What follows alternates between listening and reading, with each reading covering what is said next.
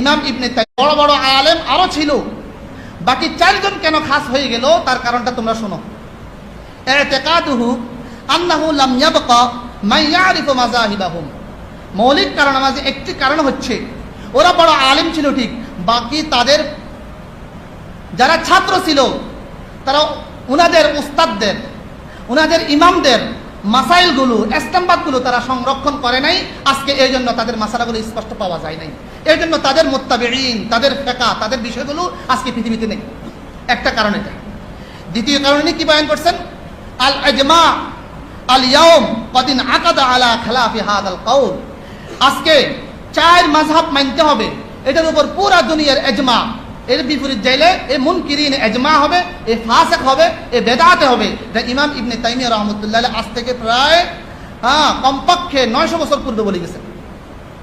তাহলে আমাদের কথা না, ইমাম আবু হানিফার কথা না, ইমাম শাফির কথা না, মালিক আহমদ বিন হাম্বল কারো কথা না।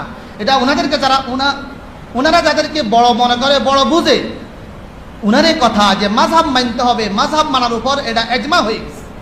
আমি সামনে আলোচনা করবো যদি আল্লাহ আমাকে তৌফিক দান করে। এরা যাদেরকে মুরব্বী মানে, যাদেরকে বড় মানে, ওদেরকে কতটুকু বড় মানলো আমি কমপক্ষে 20টা মাসালা দেখাবো যে এদের মুরব্বীরা বলছে এটা, এরা বলে এটা, এরা মুরব্বীরা বলছে এটা, এরা বলে এটা, কেন ঘটনা ঘটলো, এটা একটা ইতিহাস আছে সামনে। এরপরে আমি বলছি উনাদের আরেকজন বড় ইমাম যিনি আমাদের সকলের মুরব্বী, মুস্তাদুল হিন্দ শাহ ওয়ালিউল্লাহ মুহাদ্দিস দেহলভী রহমতুল্লাহ আলাইহি। উনাকে বর্তমান হিন্দুস্তান গায়রে মোকাল্লেদরা অনেক বড় বুঝে, বরং হিন্দুস্তানের মাঝে যারা গায়রে মোকাল্লেদ ছিলেন উনাদের সবচেয়ে বড় শায়েখ যিনি ছিলেন উনাকে বলা শায়েখুল কুলফিল কুল নজির হোসেন বেটালভী। উনি লিখছেন, স্পষ্ট আকারে লিখে গেছেন, হাদা কাউলু সাদাতিনা। অনেক মাসালার মাঝে ইনি দলিল পেশ করে, মাসালা বয়ান করে, তাকে কোনো পৃষ্ঠা নম্বর, হাওলা নম্বর কিছুই বয়ান করে না। কি বলে যে এটা শাহ ওয়ালিউল্লাহ মুহাদ্দিস দেহলভী রহমতুল্লাহ সিদ্ধান্ত। যখন ওনার শিষ্যরা ওনাকে বলে, হযরত আপনি তো কার দলিল পেশ করলেন, কার উক্তি পেশ করলেন, তখন বলতেন এ পাগল না তো, এ তো বহুত বড় আলেম, হাদা কাউলু সাদাতিনা, এই তো আমাদের মুরব্বী। এই কথাটা ওনাদের একটা কিতাব আছে আল হায়াত বা'দাল মামাত। এই কিতাবটা আহলে হাদিসের একটা গ্রহণযোগ্য কিতাব। এই কিতাবের 166 নম্বর পৃষ্ঠা মাঝে এই কথাটা স্পষ্ট আছে, হাদা কাউলু সাদাতিনা।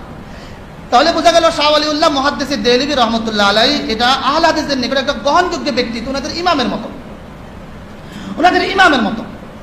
এই শাহ ওয়ালিউল্লাহ মুহাদ্দিস দেহলভী রহমতুল্লাহ আলাইহি 4 মাযহাব পৃথিবীতে থাকবে, অন্য কারো অনুসরণ চলবে না। এখানে এই সম্পর্কে কি বলছেন এটাও শোনা দরকার। শাহ ওয়ালিউল্লাহ মুহাদ্দিস দেহলভী রহমতুল্লাহ মৌলিক 3টা কিতাব এই বিষয়ে আলোচনা করে থাকে। একটা হচ্ছে হুজ্জাতুল্লাহুল বালিগা,